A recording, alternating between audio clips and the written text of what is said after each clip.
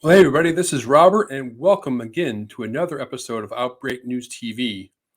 And today I want to look at what happened to Vietnam and the COVID pandemic. That's going to be today's topic.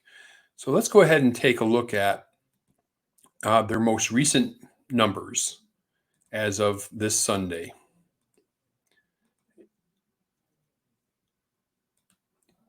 And there we go. So what they're reporting is on August 15th, an additional 9,580 cases of COVID. The bulk of that is in Ho Chi Minh City and Bin Dong. Ho Chi Minh City had over 4,500 cases, while Bin Dong had 2,300 cases. So they go through in this press release that came out today, and they list all the cases, and they're very, very thorough. Their health department is very thorough on that. And it says, since the beginning of the epidemic, Vietnam has had 275,044 infections, ranking 78th out of 222 countries and territories. Right, and that does sound really good. But what is going on in Vietnam? Well, let's take a look at Johns Hopkins COVID dashboard, which is always very valuable. And if you haven't checked it out in a little while, they've really improved on it. And I encourage you to check that out. It's really, really good. And here's the numbers for Vietnam. So Vietnam has, to date, 275,044 cases. Now you have to remember that Vietnam, I think in all of 2020, they were just praised up and down for their work on COVID. And all of 2020, they had 3,000 plus cases. And I remember for the longest time, they didn't have any fatalities. So they were just doing this yeoman's job on the COVID pandemic. But if we look at this is why I encourage you to check out Johns Hopkins dashboard now. They put in the 1 month amount of cases and fatalities, and then they rank the countries. And where Vietnam said they were 78th of cases, worldwide, they were actually 22nd out of the number of cases and deaths during the past month. So in 28 days, they've reported 214,462 cases and 5,212 deaths.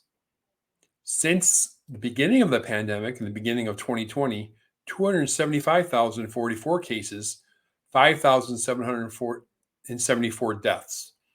So a lot of this has happened since the Delta variant. So I just found that very interesting. And what I want to do is take it over to a report that I saw out of the Brookings Institute. And this expert on Vietnam talks about what's happening with this current surge. What is the problem? And the author is Hong Lee Tu, and she writes, Vietnam's COVID-19 response has been one of the most effective in the world. Its comparatively record low number of cases and deaths and its impressive economic performance during the global pandemic boosted the country's reputation internationally. But with the recent surge of Delta variant paired with shockingly low vaccination rates, public opinion on Vietnam's performance is beginning to wither. Like many countries in the region, Vietnam is struggling to contain the spread of the variant, which first arrived in late April 2021. Before Delta's arrival, the country had recorded less than 3,000 cases and 35 deaths over 15 months since the pandemic started in January 2020. Right. But by July 2021, the new case numbers surged to thousands daily and were increasingly hard to control. Now, as of this writing, the single day record was on August 8th of 9,684. This is equivalent to 4 times the number of all cases together in Vietnam in all of 2020. So just enormous change that we've seen, especially since April. Vietnamese authorities have been struggling to contain the current spread using the methods it had used before: isolation and monitoring. The numerous outbreaks happened in 63 localities in total, but the largest clusters have been in Ho Chi Minh City and the neighboring provinces, which are the economic and industrial hub of the country and relatively densely populated regions. Lockdowns imposed since July affect the jobs and livelihoods of many Vietnamese and put pressures on the country's manufacturing output, affecting global supply chains. The giants of the garment, footwear, and electronic industries like Adidas, Nike, and Apple worry about their supplies and prices as the Delta wave continues to challenge Vietnam. Then she asked the question, why is the country's previous effective strategy not coping? Well, one reason is the Delta variant shows a very different transmission pattern than the previous strains. And the other is Vietnam's slow vaccine rollout, which can be attributed to a mix of factors. The government showed a lack of complacency, a common trap experienced by many countries that had initial successes in containing the virus, including Australia, Taiwan, and New Zealand. The lack of urgency due to low infection rates before the arrival of the Delta variant made Vietnam slow in securing a vaccine supply. The shortage of vaccines, particularly for less developed countries, further led to Vietnam's protracted inoculation process. The authorities also thought that they could afford to wait for a development of a homegrown COVID vaccine, with 4 in the works. But as of this point, none of them have been fully approved. The Nanocovax, which passed 3 phases of human trials, is expected to seek emergency approval soon and be available by late this year. Now, Vietnam's not the only country that's going through this. Southeast Asia is getting pounded right now. And a lot of it is because of lack of vaccination, lack of the resources. But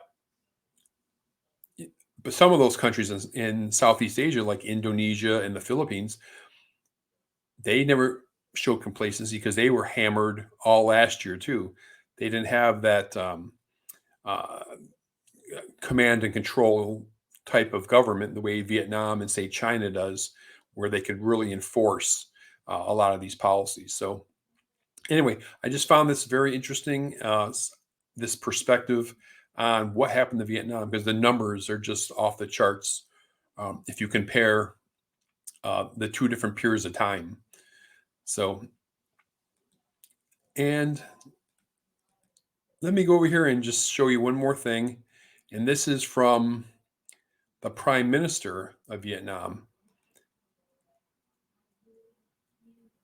And this is his name. Let me get it up here right quick. Prime Minister Pham Minh Chinh. And he says, "We will definitely win the COVID pandemic soon, so that our dear country Vietnam quickly returns to the new normal and the people have a peaceful, prosperous, and happy life." Well, Vietnam has a long way to go, so we wish the best for Vietnam also, but they have a lot of work to do, and their former policies are not working today. Anyway, the numbers are definitely interesting. I hope you enjoyed this little bit of information about Vietnam and what's going on there. It's just astounding how things have changed in the course of a few months. All right. I appreciate you watching. Comment below, share it with your friends, like the video, and subscribe to the channel. And I'll see you next time on the show.